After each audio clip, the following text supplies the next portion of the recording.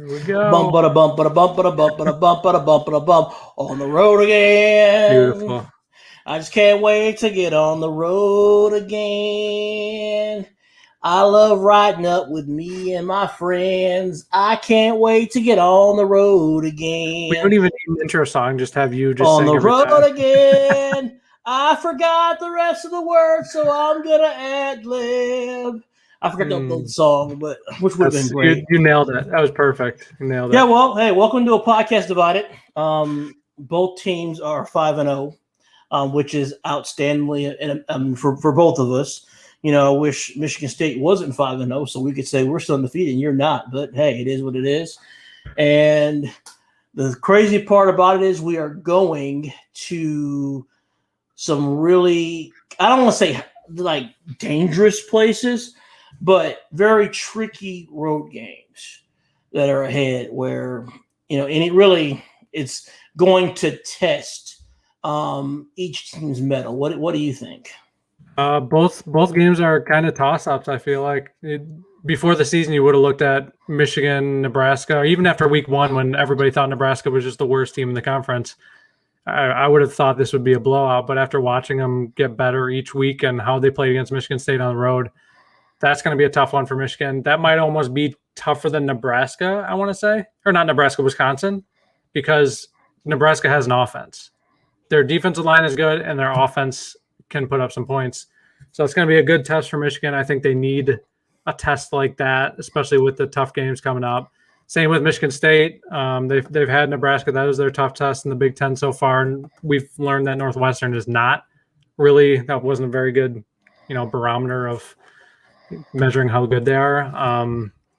But I think both teams are going to get good tests this week. Yeah. Michigan State's looking for revenge. I think that's going to be a big part of it. Yeah.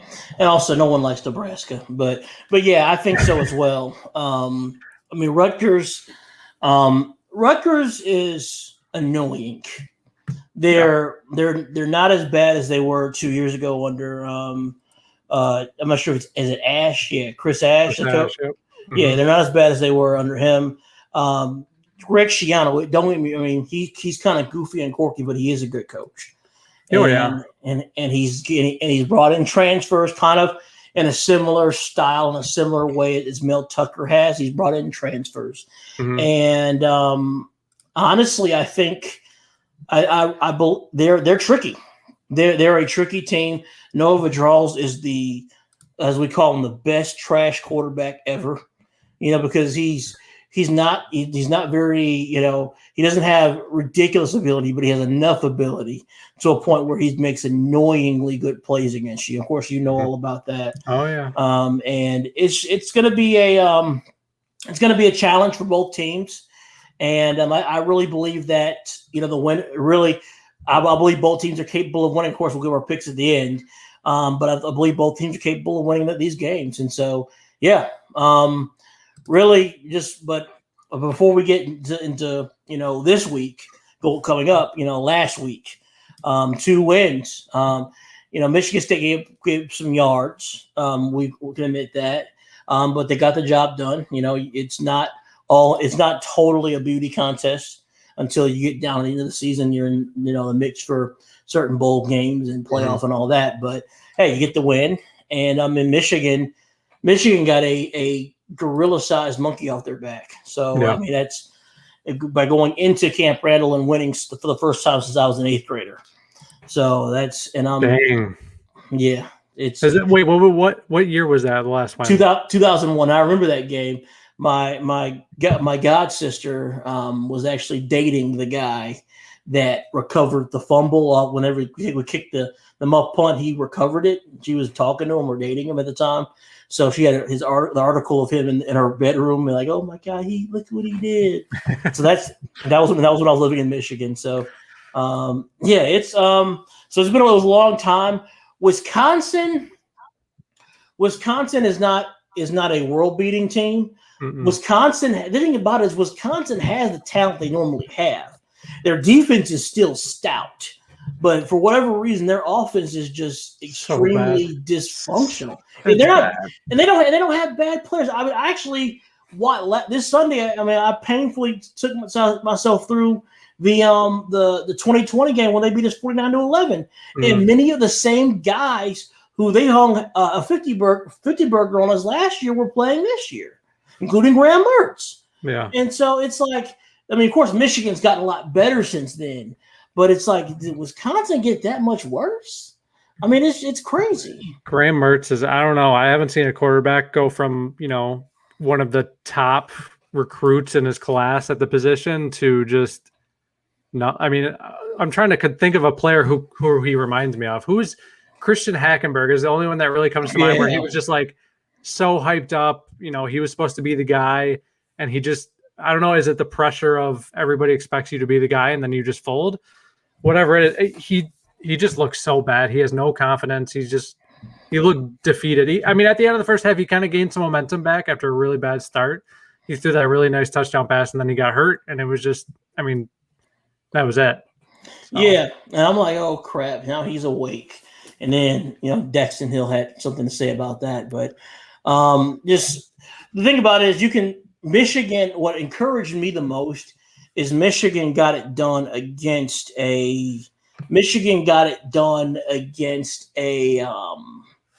really stout defense. Mm-hmm. I mean, I think the flea flicker, I don't have the footage because it's not the key play for me, but the flea flicker where Cade put it right on Cornelius Johnson's number 6 to go. I think that was a huge play. Yeah. To be honest with you, it was a huge They took a play right out of Michigan State's book there. Hey, well, I mean, y'all didn't miss. I mean, hey. I'm kidding. But yeah, it was a great play. But one thing Michigan did was they didn't. I think Wisconsin had given up 75 yards total the whole season. Michigan's got 112 yards by themselves. Of course, not a banner day, but against that defense where they were selling out the run, I'll take that, especially if Kay can make key throws. We'll take that all day and twice on Sunday. Yep. But one big play for me in the Michigan-Wisconsin game was in the beginning of the game when Michigan was pinned to the when Michigan was pinned all the way down inside their 1 yard, really inside, it was like just on the 1 yard line, and so it's third down, and Cade had to make a play, and I think Cade's been sacked one time all year, and I like my heart skipped a beat when this happened, but Cade, was able to sense the rush and step out and really escape and make a play to at least give us some breathing room. Well, let's check it out.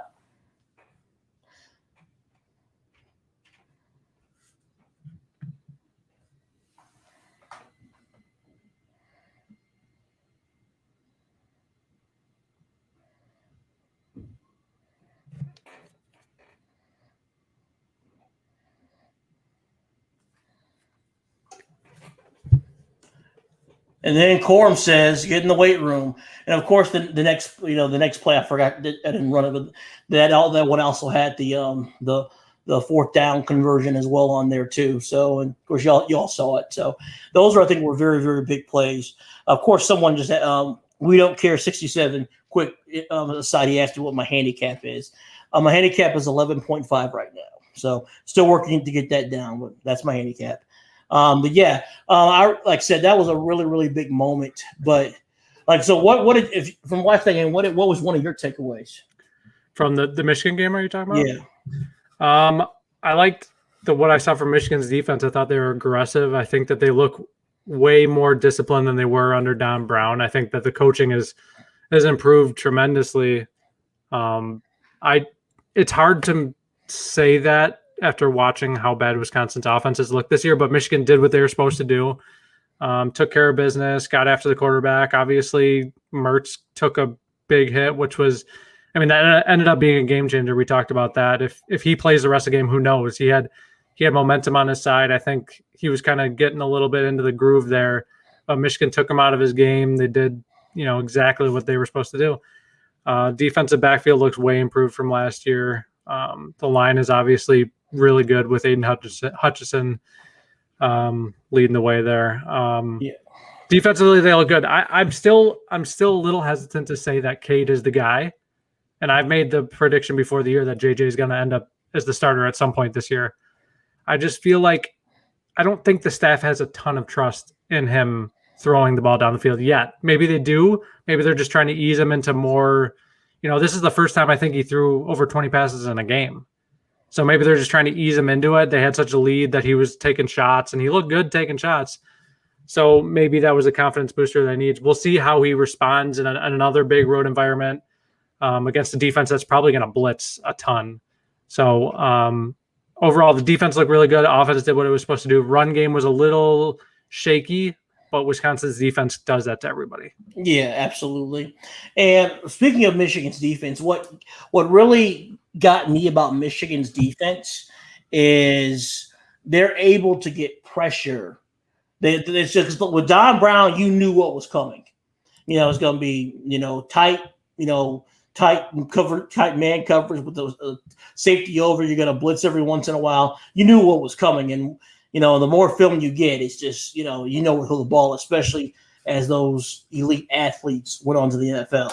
Mm-hmm. But one thing I love about Mike Macdonald's defense is how he disguises, how he changes up different looks. He'll go two line. He'll go in a way. He stands up at the ends, two rush ends on the side, two linemen. So it really seems like it's a 2-4. It's a 2-4-5 defense, something like that. He just disguises it so well and puts Dax Hill in different places. But I want to show a clip of just how it seemed like we were about to rush, 6 or 7 guys, but we end up, rushing just our front four.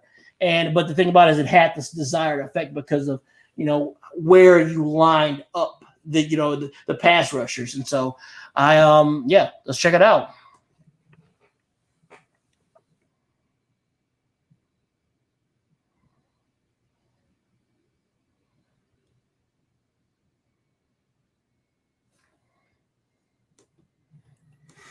Yeah, just like that. See, as you saw in that clip, that you had all these guys on the line of scrimmage, but you just sent your front four.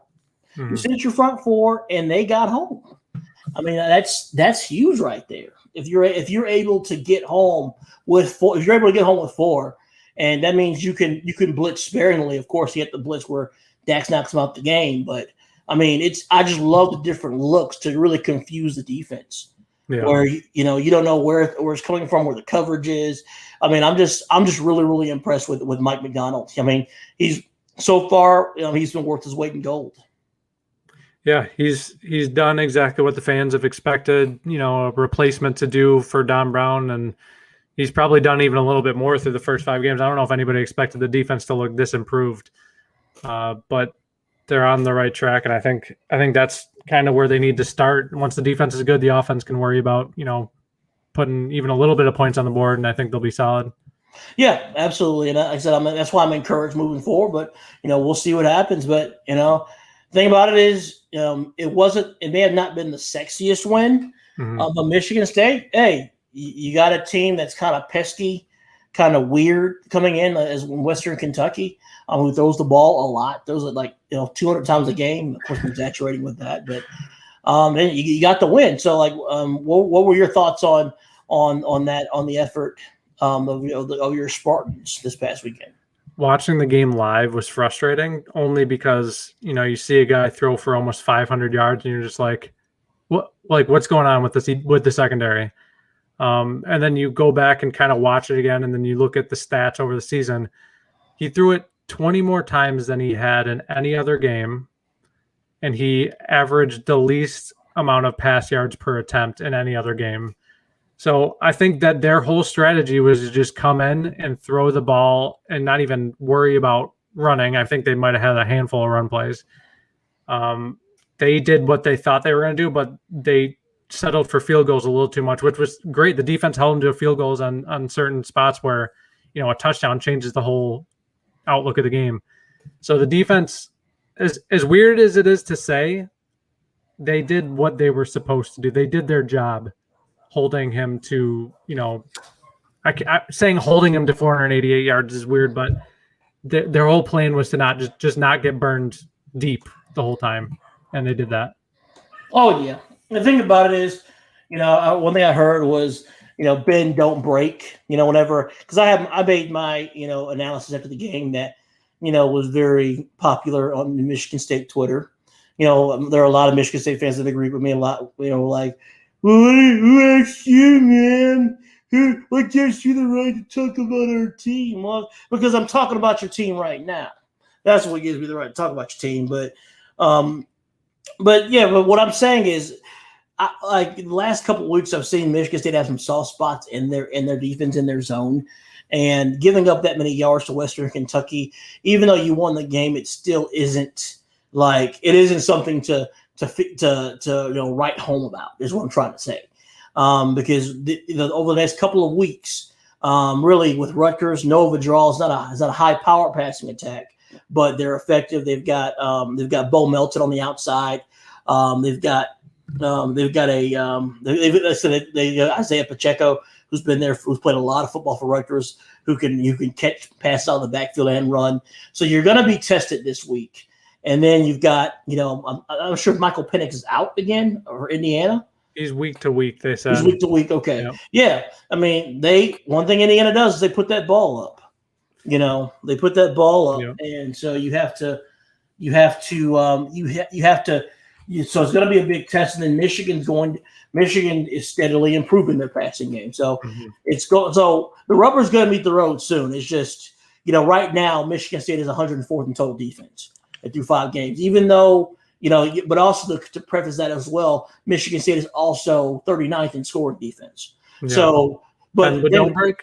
But don't break. That's correct. But at the same time, I think the top 4 or 5 teams on your schedule are still yet to be played. Yeah. So it's really, you're asking a whole lot for that trend to continue. But that's all I'm saying. I'm not saying, oh, Michigan State sucks. Oh, you're a troll. No.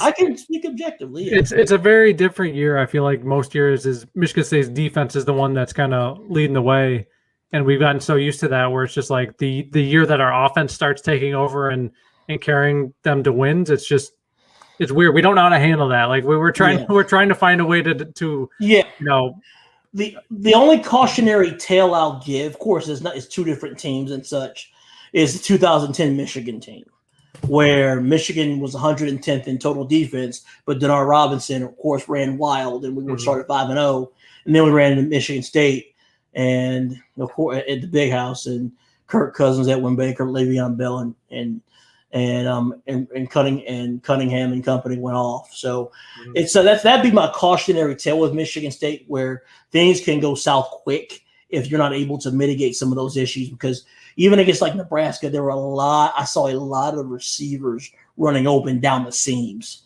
And not Taylor Martinez, but Adrian Martinez. One of those Martinezes was shot putting the ball. Yeah. So, like I said, I'm trolling. I'm just saying that's a cause for concern. But when you got a guy that can run the football like Kenneth Walker III can, it's it erases a lot of the things, because I think the old offensive line is also a focal point as well. But when you got a guy that can do this, who needs an offensive line? Look at the effort here. Beanie Bishop comes low. He hurdles him, and then a little strength. That play was wild to me. Yeah, that was. I mean, there's no way a running back should be jumping over a defender and still having enough burst in his legs to get around the edge and score a touchdown there. That's just crazy. Yeah, of course, I can't wait to preview the Rutgers game. But one thing about Rutgers is their front 7 is not world. They're not the 85 Bears. They're not world beaters, but they're above average. What I'm sure Greg Schiano is going to do.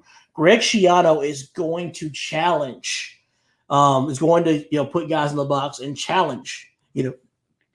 Challenge the running game, but also challenge that offensive line that's still trying to find their way. Yeah. So it's not just a thing of, bring everybody in the box and Peyton Thorne will just throw to Jaden Reed. Of course, that's easier said than done, because you still have to pass pro.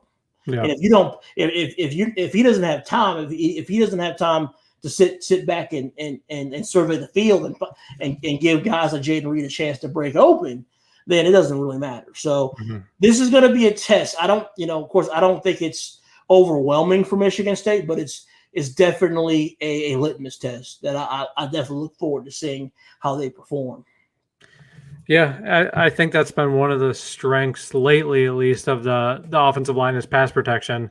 I think they've done a pretty decent job of keeping Thorne upright. I don't think he was sacked at all against Western Kentucky, which you kind of expect the line to hold up against a defense like that. But Yeah, they need to be picking up the blitzes. They did a not great job against Nebraska. Nebraska was kind of firing through, laying Thorne out. Thorne was he was lacking a little confidence late in the game, and I think you saw that they had 15 yards in the second half because he was just throwing it into the ground every time. He was just trying not to get hit.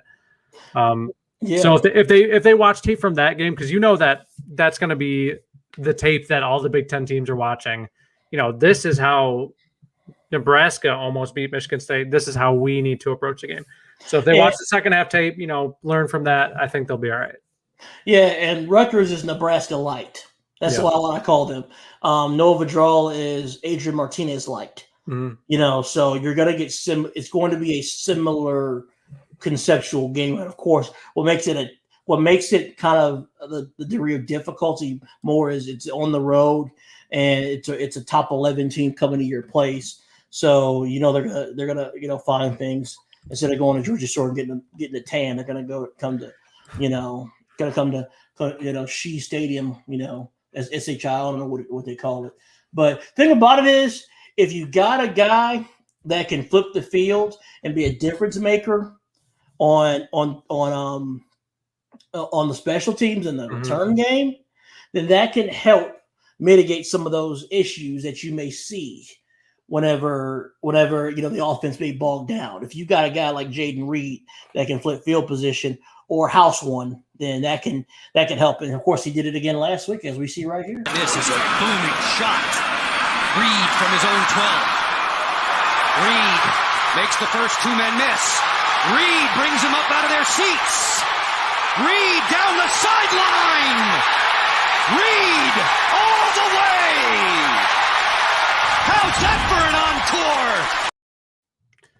I mean, you get him in open space, there's a decent chance he's going to be taking it to the house. Yeah. I could tell right when he caught that ball and he had a good 5-10 yards of running room in front of him that he was going to make something out of it, at least bring it up, 20, 30 yards. And I think the blocking on that was perfect because there were so many opportunities for a block in the back or, one of those illegal blindside blocks. And I think at the end you saw Ben Van Summeren actually come up and, I was holding my breath for a little. I was like, he's going to do something. He's just going to lay this dude out. He just ran in front of him, put his hands up. I mean, like that's exactly what they teach you now. And that was the whole thing was perfect.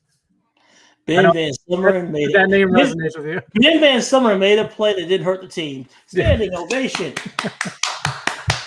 Hey, that was a big that might have been the momentum change in the game that State needed. That started the game off with a touchdown. That kind of demoralized Western Kentucky, and that whole thing, that whole play was perfect. Yeah, I think we got a couple of questions. Let's start with because what's happening right now is our Twitter questions aren't coming through on the screen. Gotcha. So that's why I'm looking at my phone, just kind of reading these questions. But there's one from Facebook, Christopher Vaz. I hear people saying Harbaugh's biggest win.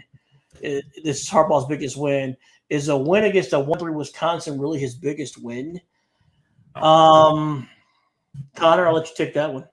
I mean, there's been other big wins this technically, if we're going to be very technical about road wins against teams that are, the favorite, that was his first one. Is this his biggest win at Michigan? No, definitely not. I think he's beaten Michigan State, which were both big wins, and he's beaten, he's beaten good teams. This win was kind of like are they going to do what they're supposed to do, or are they going to lay flat like they've done as an underdog on the road? This was kind of like more of a good feel-good win rather than it was a huge win. This was what Michigan fans wanted to see, and he did his job. Yeah, and I wouldn't go because Mike Valenti's the one who said that. That's Michigan's biggest win in their whole life. Their biggest win, and I don't understand Harbaugh has done this in years past.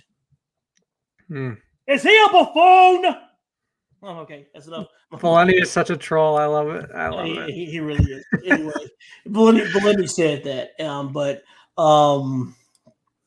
It's not his biggest win, but it is his most important win to date because of the high stakes with renegotiating his contract in the offseason, cutting his pay in half is his most important win to date because if you lose and if it's 4-1, still not bad. You're mathematically in the playoff hunt. You're still mathematically in the Big Ten hunt. It's not the end of the world, but it begins to set in. Is it here we go again? And so it kind of staved off that for at least another week. So I think it's his biggest win to date, all things considered. But Michigan's beaten Penn State on the road in 2015 with a chance to. If Michigan State had lost to Penn State in the following week, there's a chance Michigan could have, possibly been in position to go to the Big Ten title game.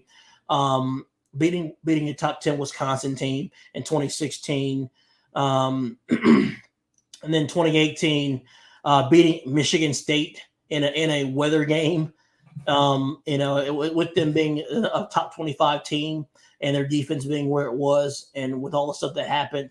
And all the ghosts that we had to exercise, and then Notre Dame the following year in the rain as well. Mm-hmm. So he's had some big wins at Michigan, but people, because of his name, people expect certain things. So but say it's his big. It's not as big as one ever at Michigan, but it's his biggest win to the date, all things considered.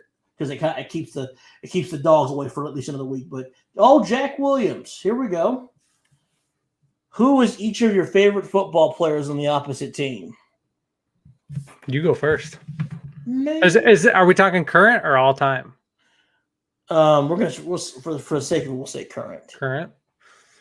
Ben Van Summerlin. No, I'm playing. No, I was gonna say, okay. No. Person I like the most. The person I like the most is. I like Hayward. I like Connor Hayward. Cool. I like Connor Hayward. I mean, he's an undersized H-back / tight end who he plays tough. So that's who I like. What about you, Connor?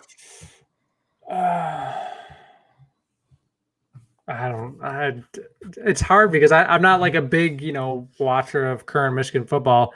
I like Corum just because he's fun to watch and he can take it to the house whenever. I mean, Ronnie Bell before he got hurt, maybe because there's a lot of Michigan players who aren't like sitting there talking trash, dislikable guys. So I think those two guys like Ronnie Bell and Blake Corum are, I would say, I like their game, so I guess they would be my favorite players on Michigan. Cade is likable because he's like Matt Saracen, and everybody roots for Matt Saracen. So he's a great kid too, Cade. So what about all time? Go all time. All time, it would have to be. I would have to say Charles Rogers. Okay. That's tough. God rest his soul. Yep. Part of me wants to say Mike Hart just because of what his words led to. Man, that's tough.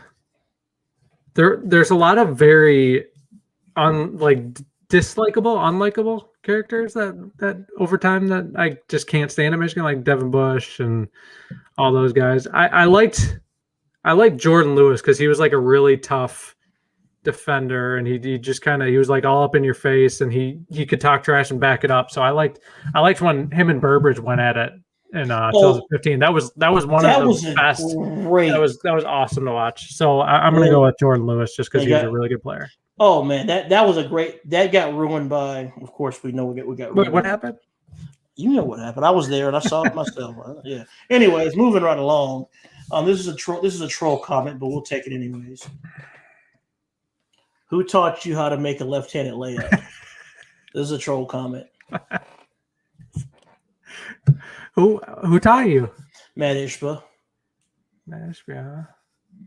I probably my dad. If that's a dual question, I'll say my dad. Yeah, Matt Ishba. Here's what happened because we had our team because my team was called Ball State and my age divisions I was like 11 and under was called the MAC division, and so Matt Ishba along with this dude from England named Andy Heimer was our coach, and so we did the left-handed layup drills and I kept going the right hand or missing the layup, and so what Matt Ishba made me do was he made me stand on the baseline and basically take one step with my right and then one step with my left and go up.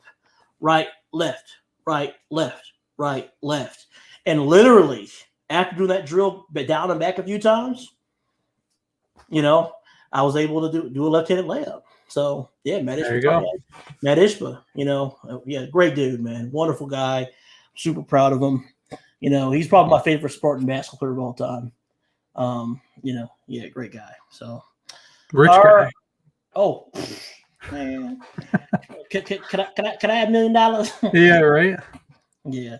So, but yeah, well, what I wanted to do is I want to kind of talk about power rankings. And you gotta get some Big Ten cut. Actually, before we do that, Plop had a question. He said both MSU and U of M probably have to beat 4 top 10 teams in the next 8 games to win the Big Ten. 4 top 10 teams in the next 8 games. Like both of that. So it was Ohio State, Penn State, Michigan. State. I mean, who else am I thinking of? What did he say? We each have to beat 4 teams in the top 10? 4 top 10. I mean, it would have to be because if y'all keep winning, it's going to be y'all. Right, but that's 3 each. That would be 3 each. Because we'd be the 4th.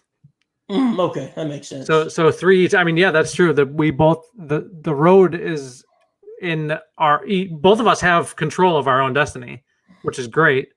But the Big Ten is tough at the top this year. The divisions need to be realigned. If anything, this year has taught us that the divisions are so unbelievably lopsided that. Yeah. I mean, we're going to get Nebraska in the West Championship. Yeah, and the crazy part about it is, man, if the Legends and Leaders thing still held up, Jim might be in Indy twice, rematching against Ohio State. If it was still Legends and Leaders, but it isn't. Yeah. So it is what it is. But speaking of Big Ten, how powerful it is, power rankings, and of course I'll start with yours. Basically what we did this week was we did Big Ten power rankings just so we can kind of talk about who's out there and who we're playing and how good they are. And so let's start with you, Connor. We'll roll through yours. And of course, you all can chime in with your thoughts. Yeah, I got Northwestern last. They've looked very mediocre throughout the year. I know they lost to State in the opener, which was thought to be a good win for State since they won the West last year. But they just got destroyed by Nebraska. Illinois right in front of them at 13. Those two can be like interchangeable right there. Yeah. Rutgers, I think, is a little better than 12, but for right now, based on the performance so far and losing to Ohio State the way they did last week, I have them pretty low. Indiana also hasn't shown anything this year. I think they have 2 Big Ten games with a total of 7 points. So I mean that's just not gonna cut it. Wisconsin could also be at that 11 spot with Indiana. Those two are a little bit interchangeable. I don't know enough about Purdue to rank them any higher than 9. I know that they're decent in the West, but they're not great. They're just kind of hovering around the bottom tier. Minnesota, we don't really know anything about them yet. They'll beat a team that they probably should lose to, and then they'll lose to a team that they should probably beat. Confusing team. Yeah, and then we get to the top half where I have Maryland as like the lowest team in the top half. They got put in their place a little bit by Iowa, which I think Iowa's just kind of rolling through everybody that they should be rolling through. But Talia, I don't even know, Tungavailoa, is that how you say it? Yeah. Yeah. Tua's little brother. Yeah. He had a rough game. So hopefully he can bounce back. If he bounces back from that, they'll be all right. If he doesn't, they're in for a long year. And then the Nebraska, I think, is the best, not like right outside that top 5 spot. I think that they're, after the start that they had, they have really put it together. I think, we're seeing Adrian Martinez play the best football of his career. They just dominated Rutgers last week. Northwestern last week. They look like they're kind of putting it together. And if they beat Michigan this week, who knows how good they're going to end up being. And then this might get a little controversy right here. I have Michigan State and then Michigan. So I have Michigan State behind Michigan, which, I mean, like the bottom two, these are pretty much toss-ups right here. You could argue all day about who has the better win, whose schedule is tougher, which my mind is already hurting thinking about all those arguments that I've seen for weeks saying Western Michigan is the best team either team has played, which is incorrect. But yeah, those two, Michigan right now is slightly ahead. And then I was talking to Don before the show, and I said that Ohio State probably is the best team in the Big Ten. Still, but the way things have gone so far, they have to be behind Penn State and Iowa. And I have Penn State first just because I've been a little more impressed with Sean Clifford's turnaround and Penn State as a whole. Iowa's offense is going to lose them a game or two this year. It's straight up. Their offense is just not. They've had the same offense since Nam. It's yeah bad. It's not bad. They scored 51 points last week, but a lot was defensive related. I think Penn State right now is playing the best football. I was right there, but we'll find out this week who is really 1 and 2. Okay. Yeah, pretty good. Don't have really too many arguments. We have a few differences and such, but pretty good list all in all. Iowa too low is according to Jack Williams. So yeah, he would say that. Yeah, but yeah. Anyways, but we'll go to. Of course, those are great. Yours are great. Of course, we'll compare and contrast. But here are mine. I've got, of course, Northwestern. We had in the same place. Illinois. God help both of those teams. Purdue. Like I said, just like you don't know a whole lot about them. They got think Bell, a really good receiver, who's going to be drafted this year. Wisconsin, because they're talented. I think Wisconsin's definitely one among the top 6 teams talent-wise, but they're on the struggle bus, so they stay there. Indiana, their Cinderella run in the Big Ten's kind of come to an end because they've been rudely greeted so far, and I don't know if it's going to get any better for them. Minnesota, they're helter skelter. The 1 week they're hanging with Ohio State, the next week they're losing to Bowling Green. So it's just tusk. Maryland 8. They've got some players. Talia Tagovailoa is a quarterback who can put up numbers, but also can put up negative numbers as well, like interceptions. Rutgers, I got them higher. I think that's the biggest difference between us is I got Rutgers higher. I just really believe they're solid. They're not great. They're not bad. They're just they're slightly above average. So I got them there. Nebraska's playing really good football outside of them, I guess, showing up comatose to the Illinois game. They look good. They're going to be they are a threat this weekend for Michigan. I've got Michigan State at 5 and Michigan at 4. Just like you, this isn't a large canyon in between Michigan and Michigan State. It's actually really close. I based my evaluation on that is from who played the better game last week, and I believe Michigan played better than Michigan State did overall. Just in looking at just the way both teams played and all that. So that's the evaluation I went off of. Nothing more, nothing less than that. Ohio State, they've been up and down, but of course they're still head and shoulders the most talented team in the league. Oh yeah, and they have all the potential in the world to just steamroll all of us the rest of the way, which we saw last week. Yeah, with Rutgers. So they might have found something. So that's scary, but I'm glad they're coming to the big house. But I got Penn State at 2. They've been 1 and 2 is pretty, kind of flip a coin. Same. I like Penn State's defense. Their defense is lights out. I mean, they play really strong defense. Sean Clifford's playing a lot better. They got Noah Kane back in the running game. Of course, they always have good, fast receivers. And they beat a talented SEC team in Auburn, who just went to Death Valley and won at night for the first time since the Backstreet Boys were or at least I wanted that when Tom Brady was a senior and I was in 6th grade. So that was the last time they kind of got a monkey off their back. So Penn State beat a good Auburn team. Yeah. And then Iowa, I think Iowa, even though their offense makes you want to, pour bleach on your eyes, and they have the same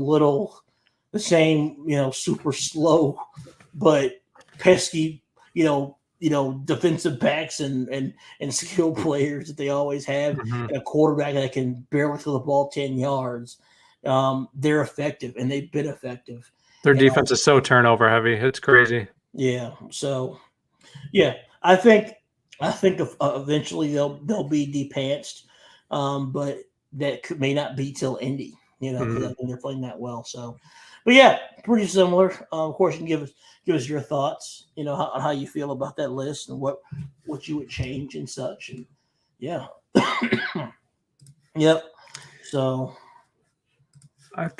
I'm excited for that Iowa Penn State game. It's at Iowa at night, so we all know what probably is going to happen, but that's going to be a good one. That's going to be a low scoring, just as Mel Tucker would say, a double mouth guard game. I think that's going to be a good one. And our friend Lucy Rodine will be there. Oh, so, yeah. And her and Tom Arnold were using the same breath of the Iowa alums being at the game. Oh, yeah? Lucy Rodine and Tom Arnold, which is our girl is going places. Moving on up. We're so proud of you, Lucy. We love you. We miss you. We hope to have you on eventually. Back on the show. But yeah, I guess it's time for us to just start picking. Yeah. Of course, our faithful producer is out doing his stuff. Vince is out doing his thing. So we're just gonna move on without him. So you know what it's time for? It's time for our pick 10. And going down the records. Me and Connor are tied after last week. So we are 35-15. Vince is, kind of lagging behind, but Brian Lewerke, 7-3. So he beat me last week. Work. I'll save you all the song this week. So, no. But yeah, but we'll go back and we'll do our pick 10. I'm coming back. This is a perfect week. First perfect week right here. Okay, first perfect week. All right, let's go. Yep. All right, let's go to the Cotton Bowl and down to Texas State Fair with a giant cowboy and people that hate wearing masks and hearing the coronavirus stuff. And we'll leave that alone. But anyways, Texas and Oklahoma.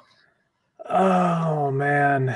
Maybe I won't be perfect this week. I think Oklahoma's been exposed a little bit, but I don't think Texas is going to be the team that beats them.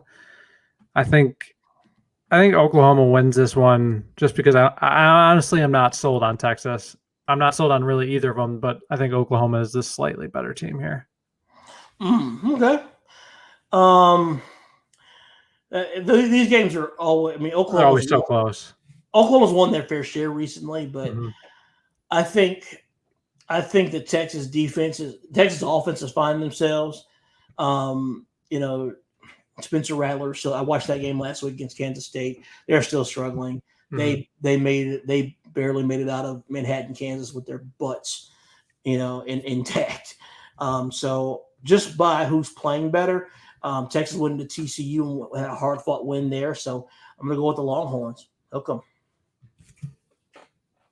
Okay, that's illegal now. You can't do that. So, all right. Well, let's go to the home of Ernest Hemingway in Lafayette County, Mississippi. Oxford, Mississippi. I feel intimidated. I don't even know if I want to pick this one. Oxford, Mississippi. Lafayette County. Arkansas and Ole Miss. That's just from me living there for a few years. Arkansas and Ole Miss.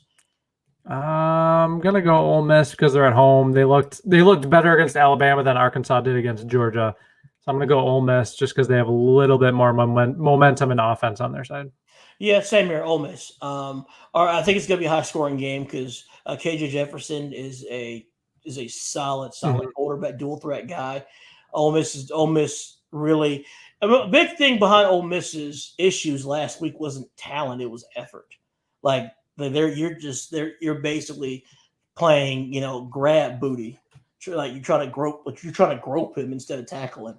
And so that's really the issue. So I think KJ Jefferson's going to have some big runs, have some big plays. It's going to be tight, but I just think Matt Corral makes one more play. It'll be like a 42-37 type game. But I'm going with the Hottie Toddy Rebels. Hottie Toddy, gosh almighty. Hottie Toddy, gosh almighty. Yeah. Oh, Miss. I That don't know was the whole perfect. thing. I think you nailed. I think that was that. I don't know the whole thing, but let's go to the oldest rivalry in the South. Down to where I basically I'm really smack dab in between both of these schools, so where I live. Oh my God, Georgia and that's Auburn. great. Down the plains. I'm not sold on Auburn. I don't know. There's something about Auburn. Bo Nix is just not, a great quarterback. Georgia's playing better than anybody in college football right now. I'm going to go Georgia right here. I just think Auburn's due for a slip up. Yeah, Auburn has bounced back nicely since of course losing to Penn State, and then really the referees handing in that game against Georgia State. I watched that game; that was crazy. I think Georgia's defense is just a sight to behold. Bo Nix really depends a lot on just making acrobatic throws and scrambling out and such. He'll make a few plays, but you're not going to do that against Georgia and beat. You're not going to go do that. You're not going to do that against Georgia and beat them. Yeah. And whether it's Stetson Bennett, who's always filled in nicely, or JT Daniels is back, I don't think it's going to matter. Their running game is solid. They've got solid receivers.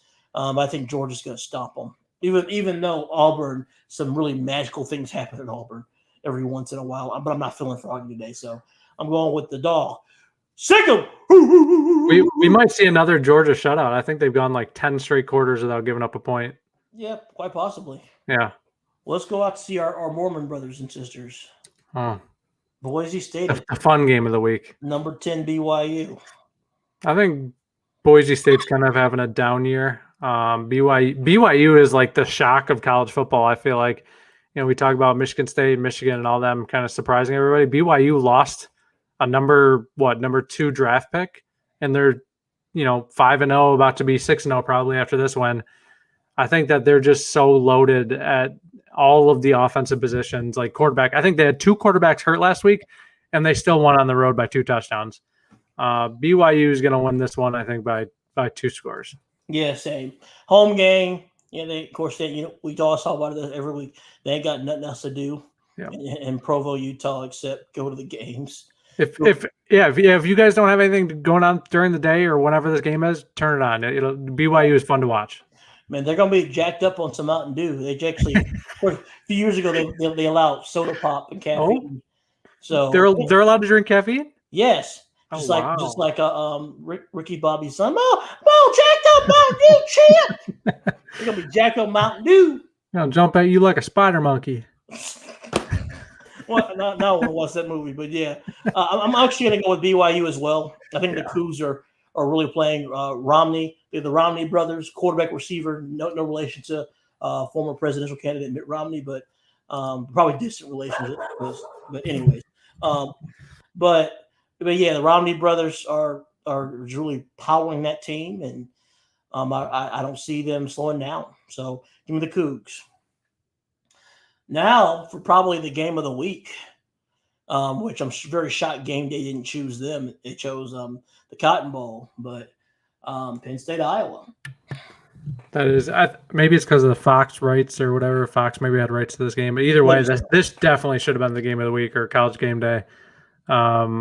Iowa has the defense. Penn State has the defense. I think this is going to be like a 17-14, just really ugly Big Ten type of game. I think Penn State and Sean Clifford are going to have the better offensive game, but I think Iowa at home under the lights is just almost unbeatable.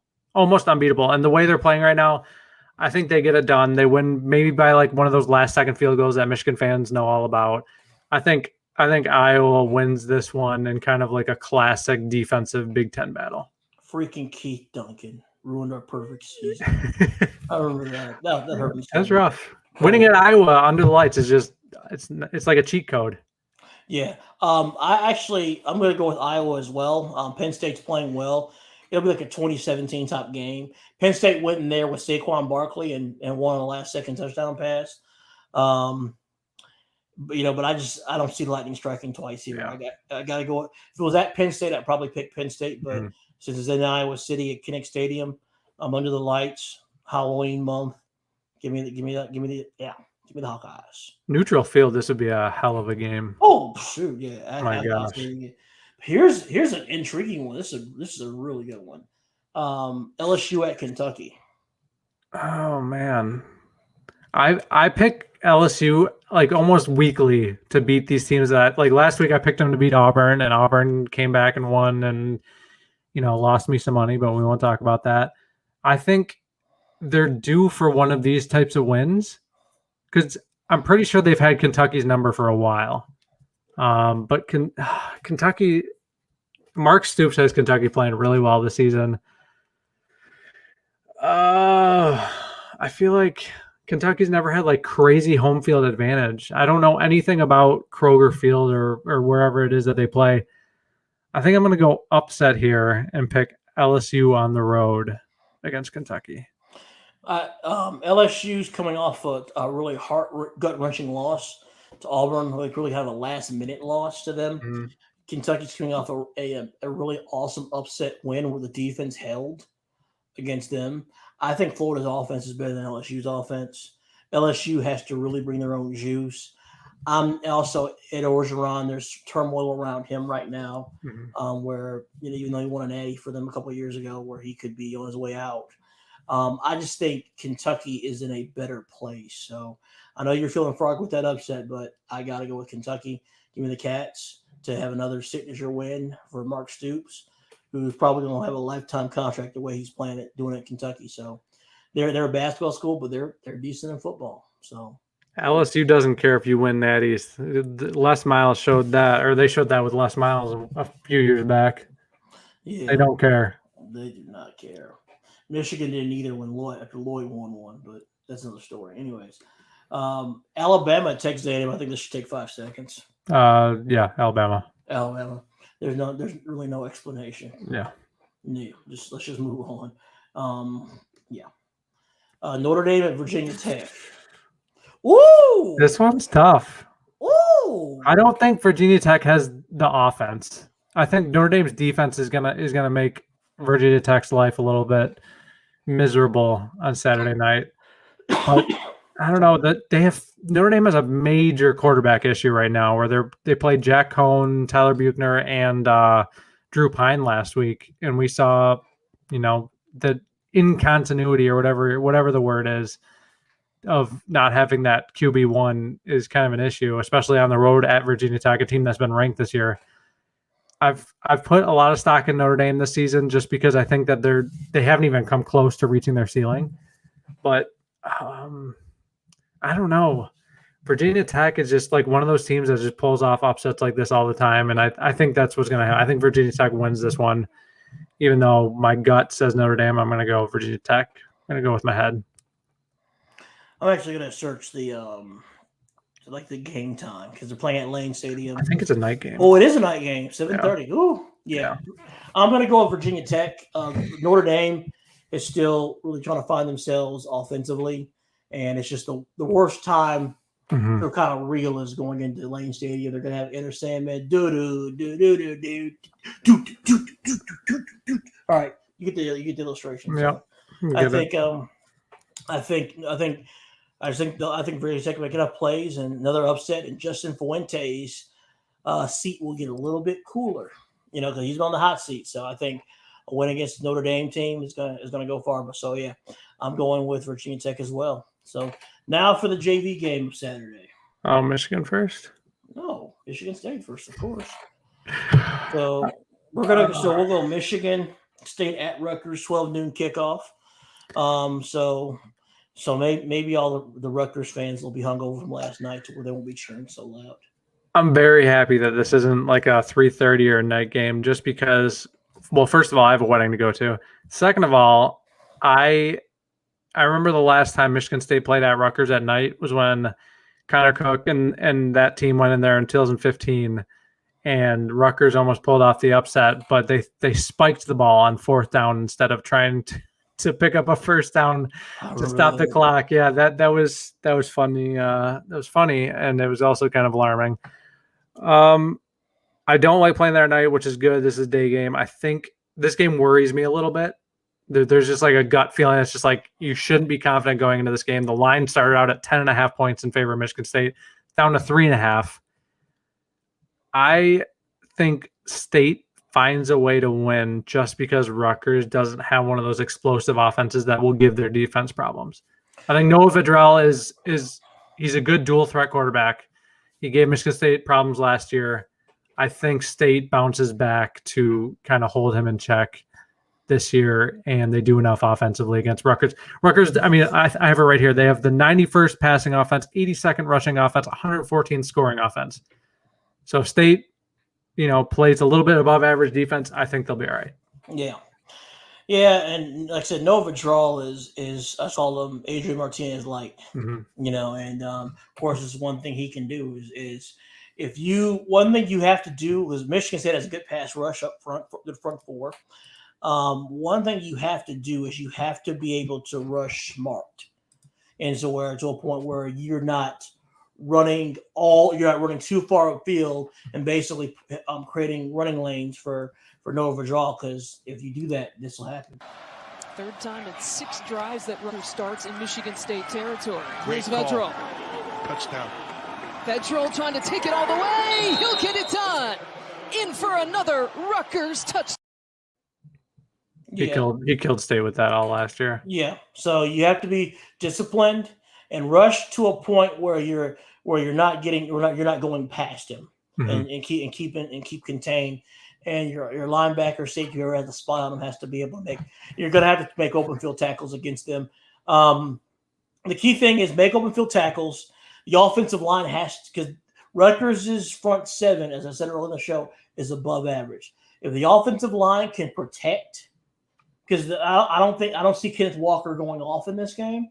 He'll be decent, but I don't see him going off. But if you protect well enough to give Peyton Thorne time to find these really talented receivers such as Jaden Reed, Jalen Naylor, and Trey Mosley, if you give them enough time, and then you have Connor Hayward running somewhere open, if you give them enough time and you make those big plays and get those big chunk passing plays, you'll be fine.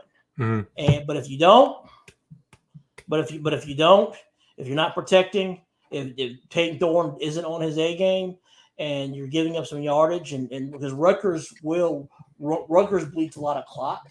If you do that, then you can be in a little bit of trouble. But I think Michigan State is going to do enough. They're going to run it effectively enough. They're going to protect enough, and their defensive secondary is going to play well enough to get a win. I think it'll be a 30-23 type game, but Michigan State gets out of there with a win. So Michigan State's going to keep chopping. Yeah. But honestly, I remember back in the day when Greg Schiano chopped and stuff, so I do remember that. So it's not like a program specific thing. Yeah, it's whatever. But of course, we're going to the final game on our list, which is of course Michigan at Nebraska at night, ABC television. Nebraska sold out every game since 1962. And I was actually going to go, but I decided against it because I want to go to Vegas to watch Michigan basketball next month. So, yeah. You got I'm gonna have to hide the Kool-Aid from you if Michigan wins this game, because I already know that you're sipping the Kool-Aid a little bit. Jim Harbaugh's got you a little bit fooled right now. Ooh, yeah. So if Michigan wins this game, which I think they probably will, I think that the Kool-Aid is just going to be flowing right now with you, and that worries me a little bit because we've already seen you sip a little too much of it through 5 games after last year's abomination of a season. Yeah. I think that this is going to be Michigan's toughest test. I think Rutgers was a good test. Rutgers was a nice barometer. I think this one is going to really, really tell you if you can beat a team with a very solid offense and a very above average defense. This might be the only team that you guys have played that's had above average of both. So I think Nebraska is going to be tough at night in that environment. That's scary for a young quarterback like McNamara. But he went to Wisconsin and beat the Badgers. So I think Michigan's offensive line is good enough to protect him. They're good enough to open lanes against a very aggressive Nebraska front. I think this one's going to be really, really tight, all throughout, like the Michigan State Nebraska game was. I think Michigan finds a way to win because they've kind of shown that they're a little bit different of a team than they were a year ago. They can find ways to win instead of finding ways to lose. I think they'll hold on, stay mistake-free, won't cough the ball up, and then they'll get a couple turnovers on Nebraska. That'll be the difference. I think this will be like a one-touchdown game for Michigan. All right, Michigan. All right. Well, I've got 3 keys to the game for Michigan to win. Okay, 3 keys. First key is turn Adrian Martinez into a pocket passer. Okay, that's number 1. Number 2 is minimize turnovers. Number 3, Cade at McNamara has to make timely throws. He doesn't have to be Peyton Manning and have 30 completions and 500 yards, but he has to be able to make those timely throws. Mm-hmm. And watching the last couple of weeks, I'm encouraged that Michigan can do all 3. And think about it. It's also there are several. Nebraska is switching up their offensive line this week to where their left tackle's making their first career start against Aiden Hutchinson. Good luck. And of course, the only real experienced guys are center with 26 career starts. And so it's going to be, if Michigan can be disciplined, Michigan will be able to get home with 4. But if Michigan can be disciplined in their rush and not and really, if in case he does escape, you're able to corral him, then Michigan will be all right. Because this is what happens. This is what happens if you are a team playing Nebraska and you're not disciplined with your rush and you don't have your linebackers and secondary ready to corral him. Instead of and when that happens, an 8-yard game turns into an 80-yard game, just like this. This is a cautionary tale. Here in year 4 under Scott Frost. So far, couldn't have gotten off to a worse start. Martinez will run, and he's got room. There goes Martinez. Nothing but clear ahead, and he'll take it into the end zone for the touchdown. 70. Yeah. So if Michigan can be disciplined with their rush, and Martinez he'll get his yards, he'll make a few passes. If you discipline with your rush, if Cade makes throws and takes care of the ball, and it's not a rash of turnovers, Michigan will win. If they do 2 out of 3 of them, they'll win close. If they do all 3, they'll win by at least 2 touchdowns. And so I'm got between 7 and 14 points. But I'm going to have Michigan winning, going 6-0, and heading 6-0 going into the bye week, which will be massive for this team to go in feeling good about themselves. So I'm going with the Wolverines. Wow. Can't believe we agreed with that one. Yeah, I think we did. But, I think it's exciting. I mean, both games are, Michigan – Michigan and Michigan State, if they don't bring their A game, if they don't come ready to play, these are games that both either team can lose. But I think both teams are going to do enough. They're feeling good. They're used to winning, and they know what it takes to win. And I think that collision, October 30th collision, is still on track. That's going to be if both teams are undefeated on October 30th. East Lansing is the streets are just going to be like running with beer. It's just going to be I don't know. I don't even, it's so dangerous to think about a night game day before Halloween, Michigan State. Yeah. There won't be a sober person in the house. Yeah. I'll be there. So y'all treat me good. Okay, please. Yeah. Don't wear that yellow shirt. Just wear like a nice navy blue. I'm wearing maize. I wear maize when I go to Michigan State. That's what I do. So, but anyways, we definitely appreciate you guys tuning in again. It's really fun show.